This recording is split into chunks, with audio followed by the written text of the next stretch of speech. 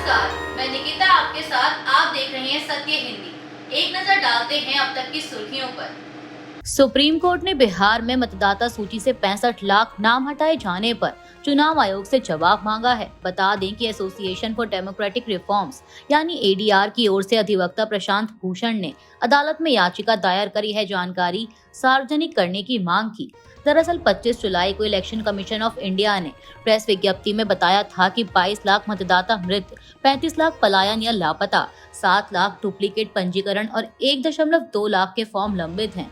1 अगस्त को जारी draft role में हटाए गए नामों की विस्तृत सूची केवल कुछ राजनीतिक दलों को भेजी गई, जिसे एडीआर ने अपर्याप्त बताया है। अदालत ने इलेक्शन कमीशन ऑफ इंडिया से राजनीतिक दलों को दी गई जानकारी का विवरण और शनिवार तक जवाब दाखिल करने को कहा है। इस मामले की अगली सुनवाई अब 12 अगस्त को होगी। बिहार में विशेष गहन पुनरीक्षण यानी एसआईआर प्रक्रिया को लेकर एसोसिएशन फॉर डेमोक्रेटिक रिफॉर्म्स यानी एडीआर ने सुप्रीम कोर्ट में नया आवेदन दाखिल किया है। एडीआर ने दावा किया कि ड्राफ्ट वोटर लिस्ट से 65 लाख से अधिक मतदाताओं के नाम हटाए गए हैं। एडीआर ने सुप्रीम कोर्ट से चुनाव आयोग को यह निर्देश देने की मांग की है कि वह 65 लाख मतदाताओं के नामों और विवरणों की पूर्ण और अंतिम विधानसभा निर्वाचन क्षेत्र भाग और बूथवार पूरी लिस्ट जारी करे। आपको बता दें कि इन 65 लाख लोगों में ड्राफ्ट लिस्ट में 22.3 लाख मतदाताओं की मौत, 36.28 लाख के स्थान परिवर्तन या अनुपस्थित रहने और 70,000 से अधिक के डुप्लीकेट रजिस्ट्रेशन के मामले सामने आए हैं। राज्य में वोटरों की संख्या 7.8 करोड़ से घटकर 7.2 करोड़ हो गई है। वहीं विपक्ष ने इस प्रक्रिया पर चुनाव आयोग पर पक्षपात के आरोप लगाए हैं। केंद्रीय मंत्री किरेन रिजिजू ने बुधवार 6 अगस्त को लोकसभा में स्पष्ट किया कि बिहार में चल रही विशेष गहन पुनरीक्षण प्रक्रिया पर चर्चा संभव नहीं है, क्योंकि मामला फिलहाल सुप्रीम कोर्ट में लंबित है। उन्होंने कहा कि लोकसभा के नियम न्यायालय में विचाराधीन मामलों पर बहस की अनुमति नहीं देते। बता दें कि दोपहर 2 बजे सदन की कार्यवाही शुरू होते ही विपक्ष ने इस मुद्दे पर चर्चा की मांग को लेकर विरोध जारी रखा। किरेन रिजिजू ने यह भी कहा कि भारत के चुनाव आयोग जैसी स्वायत्त संस्थाओं के कार्यों पर संसद में चर्चा नहीं की जा सकती। उन्होंने सदस्यों से प्रमुख विधेयकों के पारित होने के दौरान बहस में भाग लेने की अपील की। केंद्रीय मंत्री किरेन रिजिजू के बयान पर कांग्रेस नेता और लोकसभा में उप नेता गौरव गोगोई ने टिप्पणी की है। उन्होंने एक्स हैंडल पर भाजपा के नेतृत्व वाली एनडीए सरकार की याद ताज़ा करने के लिए लिखा कि संसद में चुनाव सुधारों और चुनाव आयोग के कामकाज पर चर्चा का एक लंबा इतिहास रहा है। 1961 में राज्यसभा में चुनाव संचालन नियमों में संशोधन पर बहस हुई थी। इस चर्चा का नेतृत्व तत्कालीन कानून मंत्री गोपाल स्वरूप पाठक ने किया था। 1981 में कांग्रेस सांसद मनुभाई पटेल ने चुनाव कानूनों की समीक्षा के लिए एक संसदीय समिति गठित करने का प्रस्ताव पेश किया था। 1991 में उच्च सदन में मौजूदा चुनाव कानूनों में संशोधन की तत्काल आवश्यकता पर बहस हुई थी। 2015 में राज्यसभा के नेता प्रतिपक्ष गुलाम नबी आजाद ने अनिवासी भारतीयों के लिए प्रॉक्सी और ई पोस्टल मतदान पर एक ध्यान आकर्षण प्रस्ताव पेश किया था। कानून मंत्री टीवी सदानंद गौड़ा ने विपक्ष की मांग स्वीकार कर ली थी कि उनके विचारों पर विचार किया जाएगा। और हाल ही में 2019 में चुनाव सुधारों पर एक अल्पकालिक चर्चा में तत्कालीन कानून मंत्री रविशंकर प्रसाद ने भी भाग लिया था।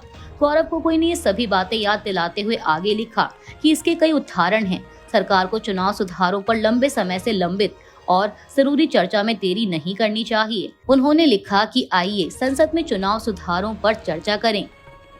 राज्यसभा में विपक्ष के नेता और कांग्रेस अध्यक्ष मल्लिकार्जुन खड़गे ने राज्यसभा के उपसभापति हरिवंश को पत्र लिखकर बिहार में मतदाता सूची के विशेष गहन पुनरीक्षण पर तत्काल चर्चा की मांग की है।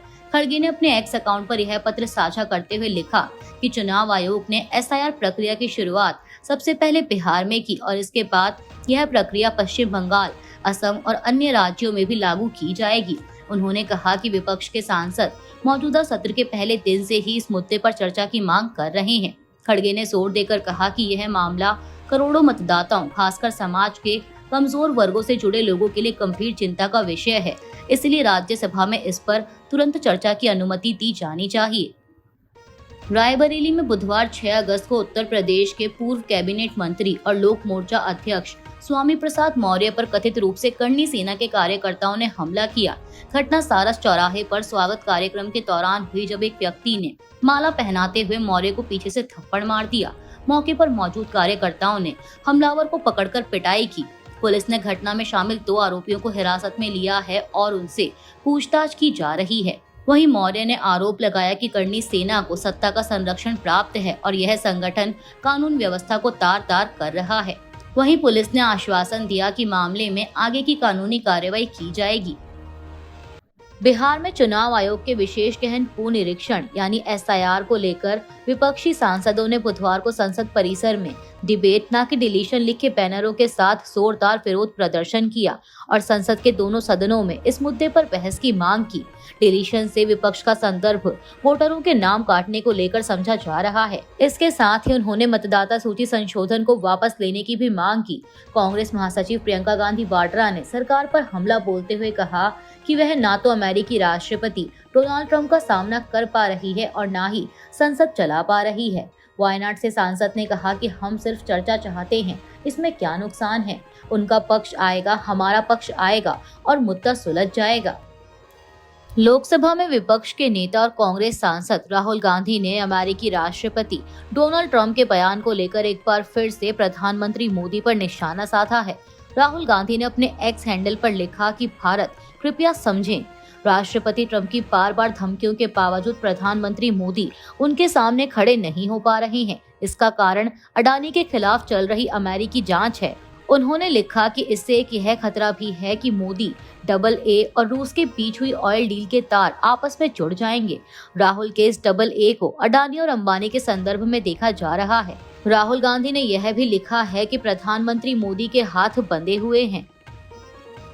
जम्मू कश्मीर के मुख्यमंत्री उमर अब्दुल्ला ने पूर्ण राज्य का दर्जा बहाल करने की मांग तेज करते हुए सभी बड़े राजनीतिक दलों को चिट्ठी लिखी है। उन्होंने आग्रह किया है कि संसद में इस मुद्दे को जोर शोर से उठाया जाए ताकि मौजूदा सत्र में ही बिल लाकर राज्य का दर्जा बहाल किया जा सके। उमर अब्दुल्ला ने कहा कि यह वादा रैलियों, सुप्रीम कोर्ट और संसद में किया गया था, अब इसे पूरा किया जाना चाहिए। सुप्रीम कोर्ट में 8 अगस्त को होने वाली सुनवाई पर उन्होंने याद दिलाया कि अदालत ने जल्द राज्य का दर्जा बहाल करने को कहा था।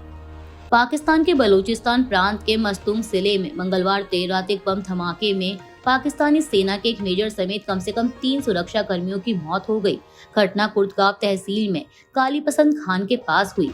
BBC उर्दू से बात करते हुए एक वरिष्ठ प्रशासनिक अधिकारी ने बताया कि यहां अज्ञात हथियारबंद लोगों ने विस्फोटक लगा रखे थे। उन्होंने कहा कि सुरक्षा बलों के वाहन जब वहां से गुजर रहे थे तभी विस्फोट हुआ और एक सैन्य वाहन धमाके की चपेट में आ गया, जिसमें सवार सेना के एक मेजर और 2 अन्य जवानों की मौत हो गई। हादसे में 3 अन्य घायल हुए हैं।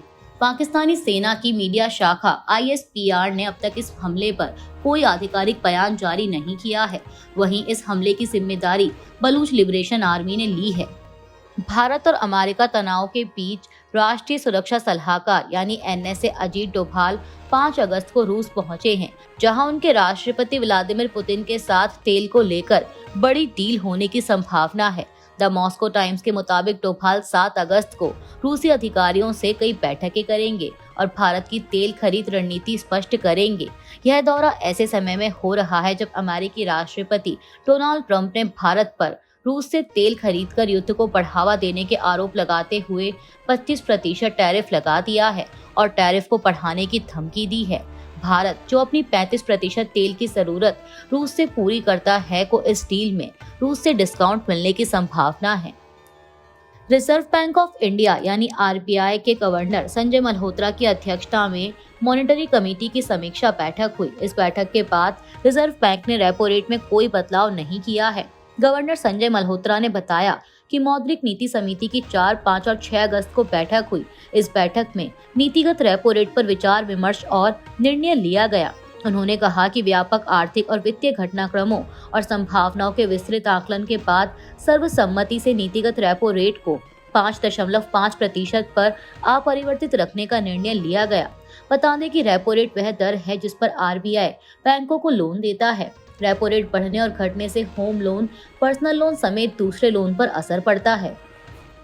संयुक्त राष्ट्र के एक शीर्ष अधिकारी ने चेतावनी दी है कि अगर इसराइल ने गजा में अपने सैन्य अभियान का विस्तार किया तो इसके परिणाम विनाशकारी होंगे। यह चेतावनी ऐसी खबरों के बीच दी गई है जब इसराइल के प्रधानमंत्री बेंजामिन नेतन्याहू गजा पर पूर्ण कब्जे की योजना बना रहे हैं। संयुक्त राष्ट्र के सहायक महासचिव मिरोस्लाव जेनका ने संयुक्त राष्ट्र सुरक्षा परिषद को बताया कि ऐसा कदम बेहद चिंताजनक होगा। इससे और अधिक फिलिस्तीनियों के साथ ही हमास के पास इस्राएली बंधकों की जिंदगी भी खतरे में पड़ सकती है।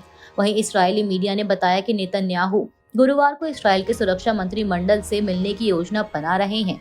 एक वरिष्ठ इस्राएली अधिकारी के हवाले से कहा गया कि शर्तें तय हो चुकी हैं, हम गजा पट्टी पर जीतने और हमास को हराने के लिए प्रयासरत हैं। इस्राएली सुरक्षा कैबिनेट की बैठक गुरुवार को होने जा रही है और इस बैठक में गजा में सैन्य कार्रवाई की मंजूरी दी जा सकती है।